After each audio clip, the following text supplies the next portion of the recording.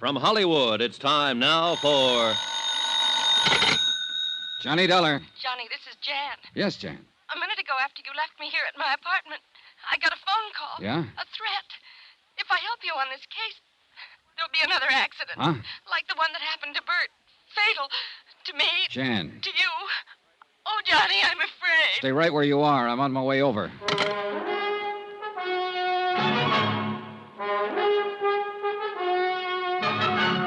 Tonight and every weekday night, Bob Bailey in the transcribed adventures of the man with the action-packed expense account, America's fabulous freelance insurance investigator. Yours truly, Johnny Dollar.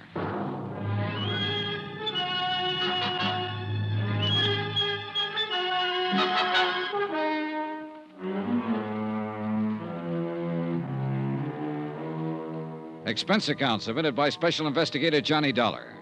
To the Universal Adjustment Bureau, attention Patrick McCracken.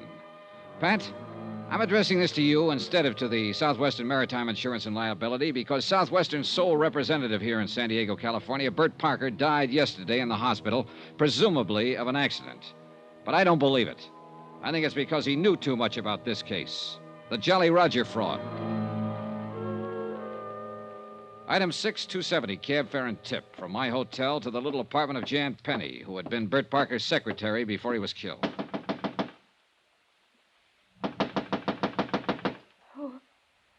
Who is it? Johnny Dollar, you all right? Come in, Johnny, quick. Oh, I'm scared. Easy now. Who was it threatened you over the phone? Did you recognize the voice? Yes. Well, who was it? I don't know. Huh? It was the same voice that called Bert at the office and warned him before he was run down by that car and killed. But you don't know who it was? No. Oh, Johnny, I'm so scared. Please hold me. All right. No, I don't mean that. It sounds like I'm trying to... It's okay, Jan. It's okay. Just take it easy. Here we are. Come on. Sit down. Here, have a cigarette.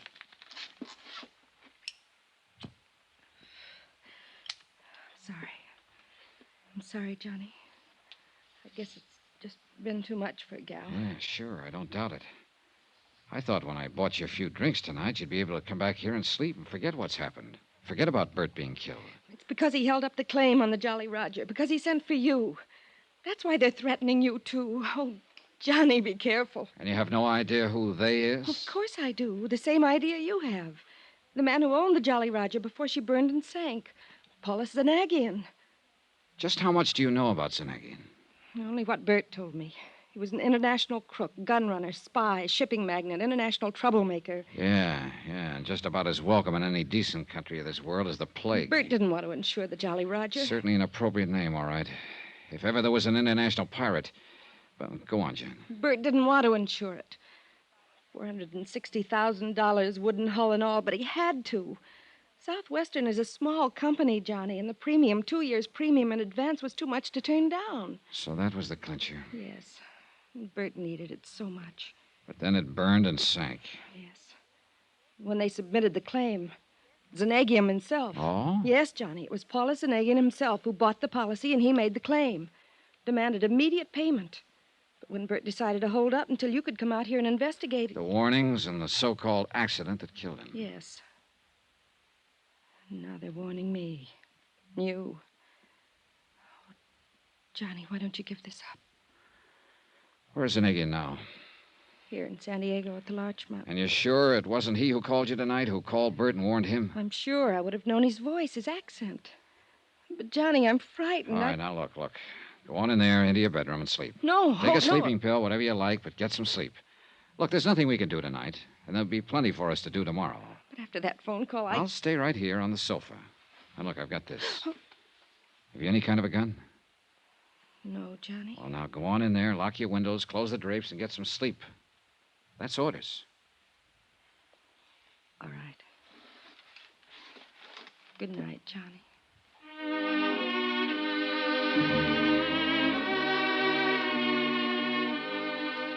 I hope Jan slept better than I did. Expense account item 7, 90 cents, taxi to police headquarters, first thing in the morning. I spent a solid hour talking with Detective Sergeant Joe Franklin.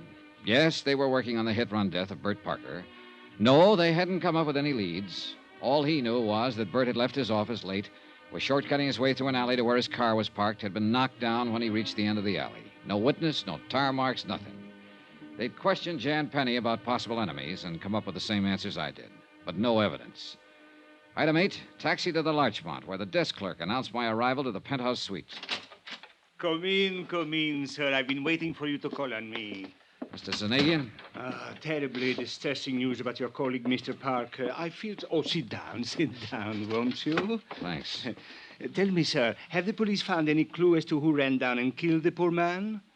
Oh, you know that he died last night? Oh, yes, of course, within a few minutes of when it happened. But was Sergeant Franklin able to give you no inkling of who might have done it? Oh, do not look surprised, my boy. I not only know of your visit to police headquarters this morning, but of everything else you have done since your arrival here in San Diego. Well, that's very interesting, Mr. Zanagian. Yes, isn't it? But I'm sure the reason for it is very obvious. Is it? Of course, my friend, of course. I am depending on you to see that prompt payment of my insurance on the Jolly Roger is made. After all, that is the only reason for your being sent here. Who told you Therefore, I feel it my obligation to see that nothing happens to you, that you are given, shall we say, adequate protection during the time you are here acting in my behalf. Mr. Zanagian, before That you go is why I have made a trusted man responsible for watching over you at all times during your stay. Uh-huh. I suppose that's just a polite way of saying that you've had somebody tailing me since I got here. Oh, by the way, a lovely girl, Miss Penny, isn't she? And she was so devoted to Mr. Parker. Terrible shock to her, his death. Your solicitude to her is to be highly commended. You really keep tabs on things, don't you? But now, let us get down to the business at hand. Yeah, let's. The loss of the Jolly Roger came at a most inopportune moment. My crew were testing some new equipment in preparation for a somewhat lengthy trip abroad. When the accident occurred, they sent her to the bottom out near the Coronado Islands. Just what kind of an accident was it? What? Oh, forgive me, dear man. I forget you have not yet contacted the Coast Guard for the details of the whole affair.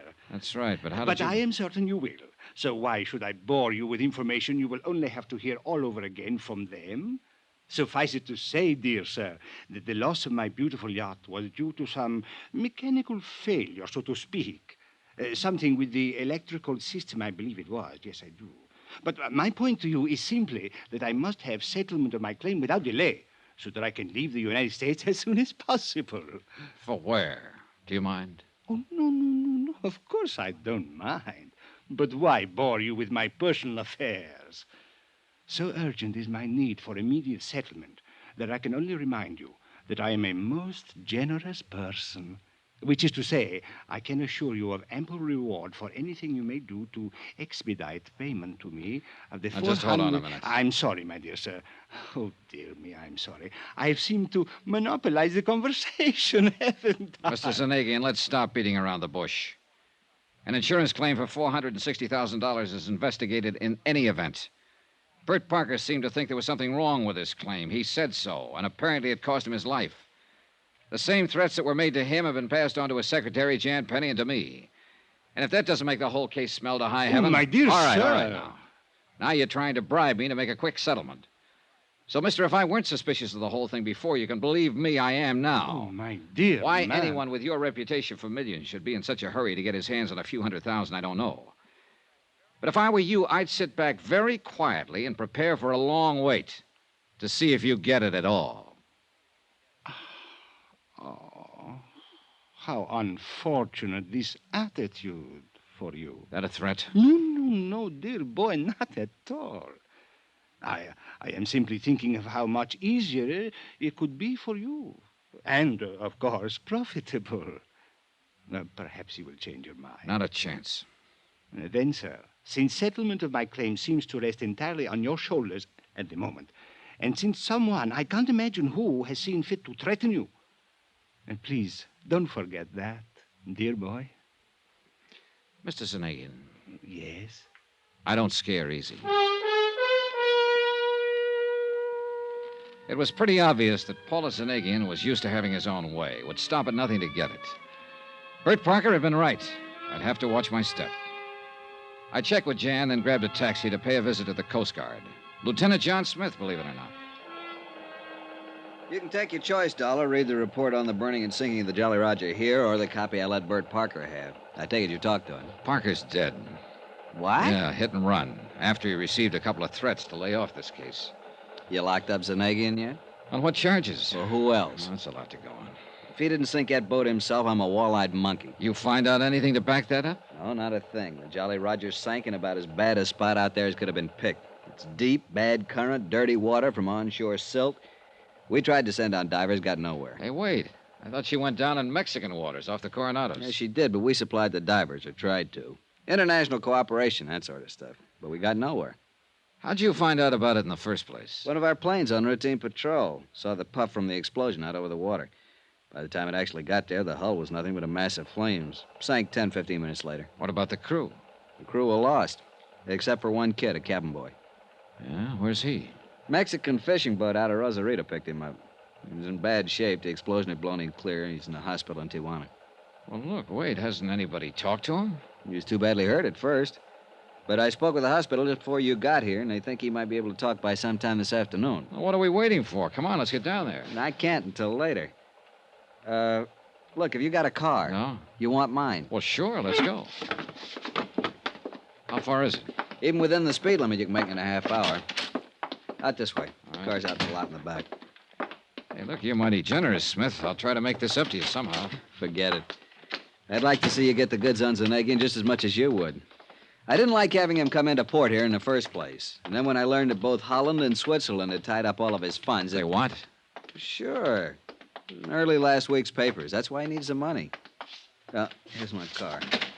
And if you can learn anything down there, if I can be of any help, I'm on pretty good terms with it. Hey, Dollar. Oh, Mr. Dollar. Oh, about that. My car and excellent chauffeur Ortiz here would have got you to Tijuana much more rapidly and comfortably than you might drive, I am Hey, sure. now, wait just a minute. What Which made is you why think I came to meet you here. I knew you'd want to talk with the cabin boy who survived the accident to my ill-fated Jolly Roger. Oh, you did? Yes. However, I fear it is too late. What do you mean? As I was leaving my hotel, I heard from one of my, shall we say, associates. He informed me that he had just learned from one of his, shall we say, contacts in Tijuana. Well? Alas, the poor cabin boy died only a few minutes ago. Pity, sir, isn't it?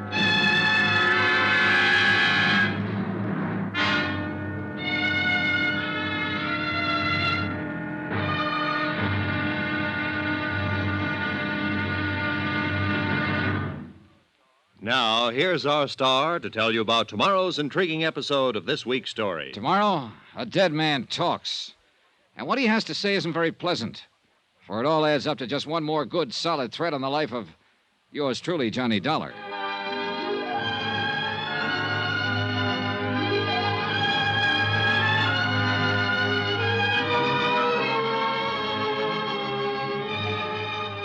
Yours truly, Johnny Dollar, starring Bob Bailey, is transcribed in Hollywood.